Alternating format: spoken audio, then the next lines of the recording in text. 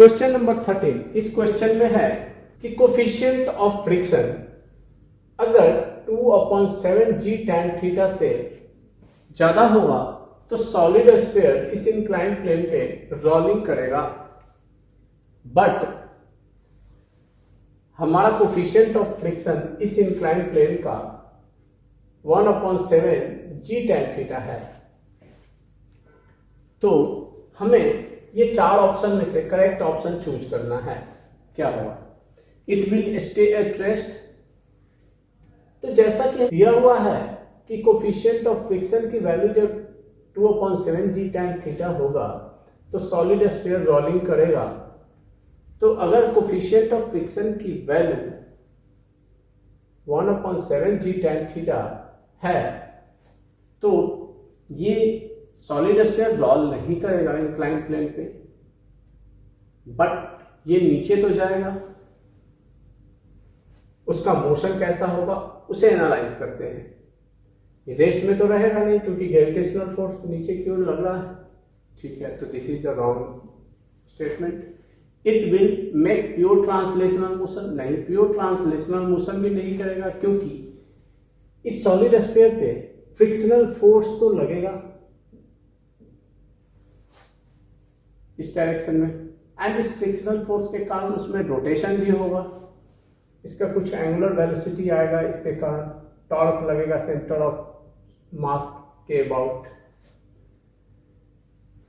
तो इसके सेंटर के अबाउट टॉर्क लगेगा फ्रिक्शनल फोर्स के कारण, जिसके कारण इसमें रोटेशन होगा।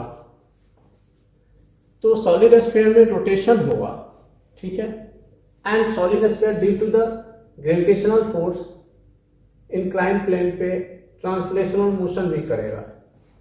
तो हमारा ये ऑप्शन रॉन्ग हो गया क्योंकि इसमें है कि ये ट्रांसलेशनल मोशन कंप्लीट करेगा, नहीं। It will translate and rotate about the centre, yes, this is the right answer. तो फ्रिक्शनल फोर्स के कारण इसमें जो एंगुलर वेलोसिटी आया उतनी एंगुलर वेलोसिटी नहीं अचीव किया, वो कंडीशन फुलफिल नहीं कर पा रहा है कि इसकी जो लीनियर वेलोसिटी है सेंटर ऑफ मास की v,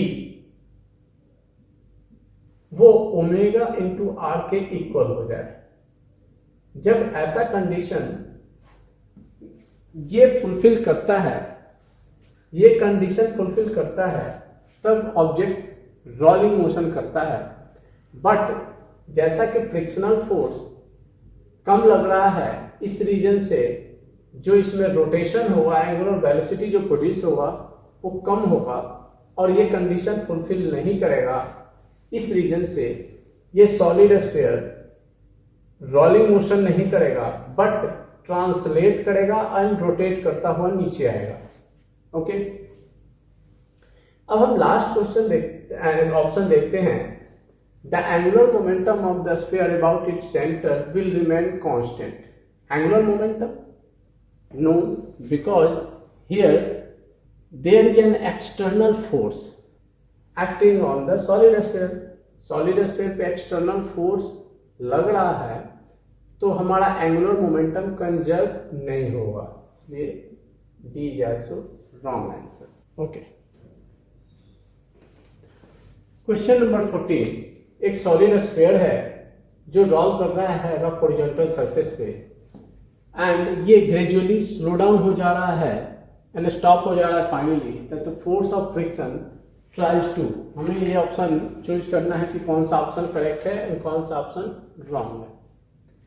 ठीक है, हमने एक सॉलिड स्फीयर लिया, ये इस डायरेक्शन में v वेलोसिटी से मूव कर रहा है एंड इसमें जो है एंगुलर वेलोसिटी ओमेगा है। ये रोल करता हुआ आगे जा रहा है बट फाइनली ये स्टॉप हो जाता है।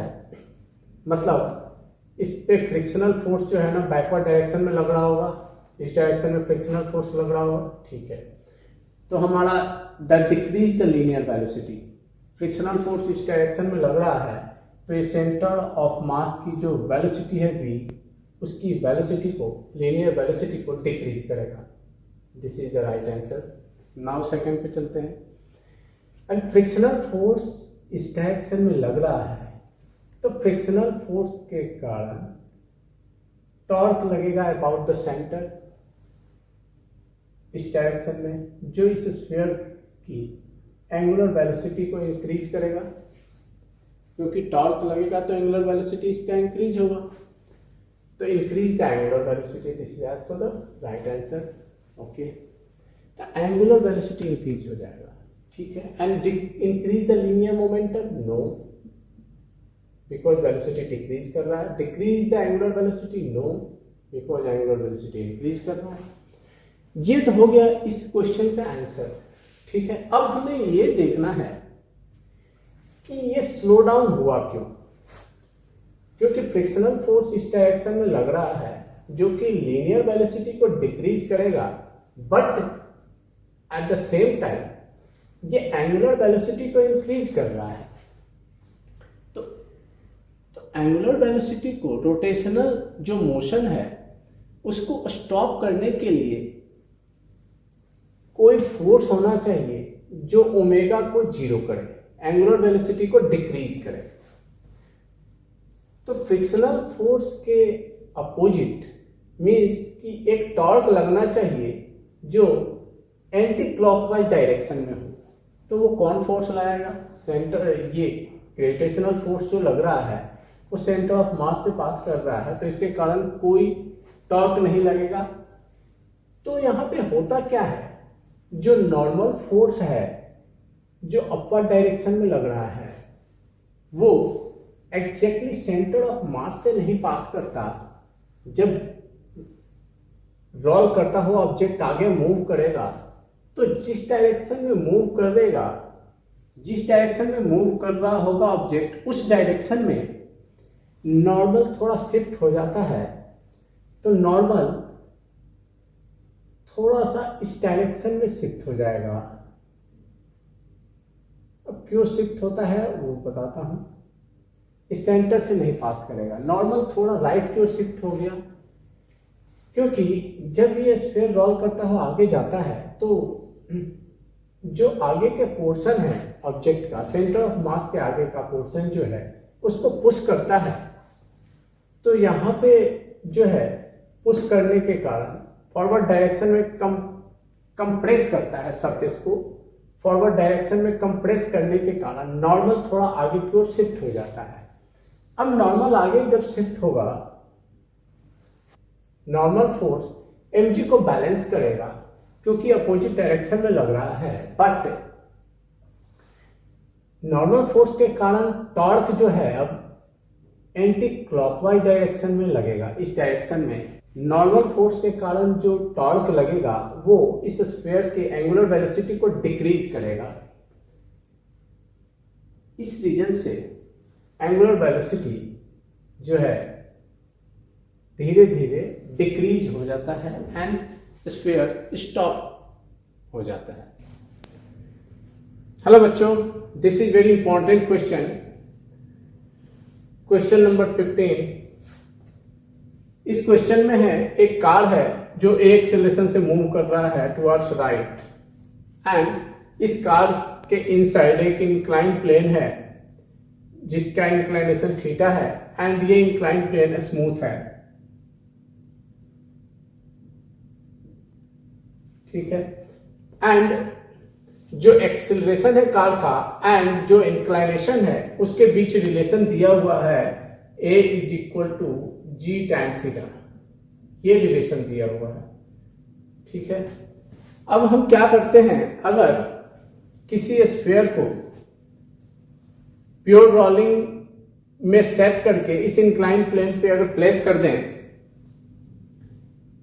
अगर किसी स्फीयर को, क्वेश्चन है if the sphere is set in pure rolling motion set करके उस स्फीयर को अगर इस इंक्लाइन प्लेन के ऊपर रख देते हैं हम, तो क्या होगा, हमें ये चारों ऑप्शन में से करेक्ट ऑप्शन चूज करना है, ठीक है।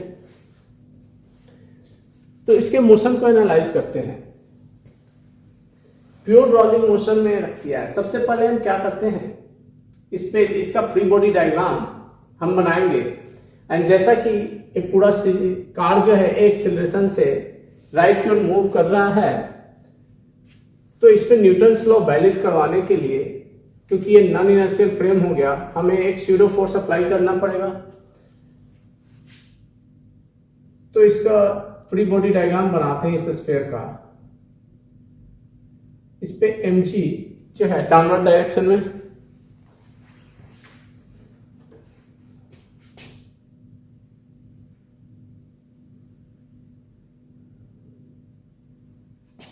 ये mg डाउनवर्ड डायरेक्शन में लग रहा है, जो मास है स्फीयर का m,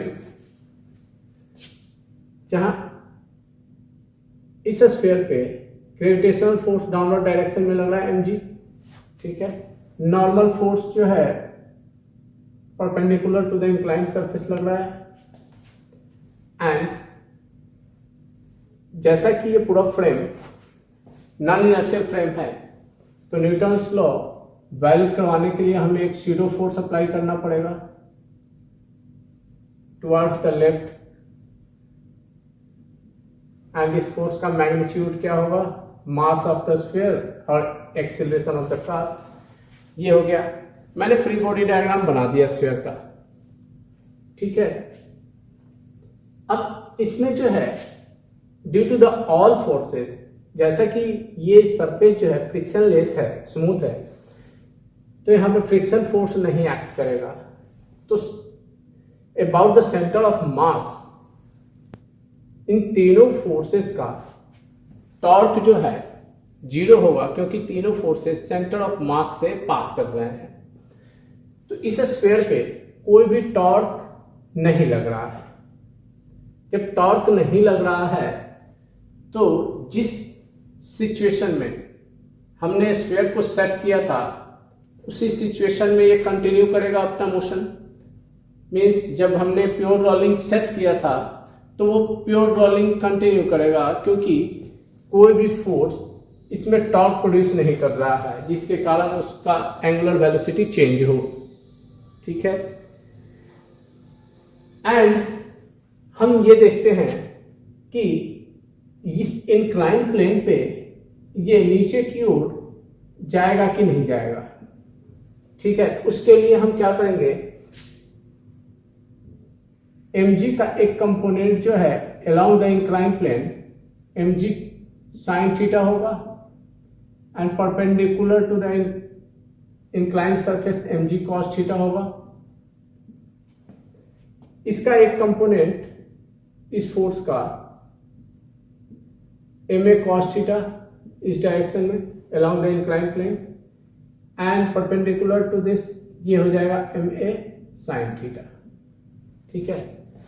तो हमें यह चेक करना है कि यह क्या है, स्फीयर इंक्लाइन प्लेन पे डाउनवर्ड डायरेक्शन में मूव करेगा।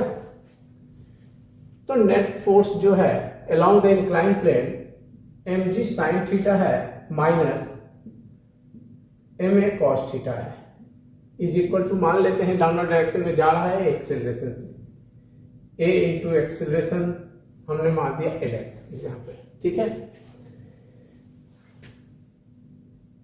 अब क्या है, a की वैल्यू g tan थीटा हम यहां पर पुट करेंगे और चेक करते हैं कि क्या इस स्फीयर में डाउनवर्ड डायरेक्शन में कोई एक्सेलरेशन है कि नहीं।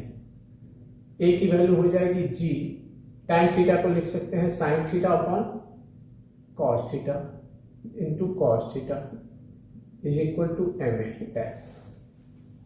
cos थीटा से cos थीटा कैंसल, तो mg sin theta minus mg sin theta is equal to ma dash.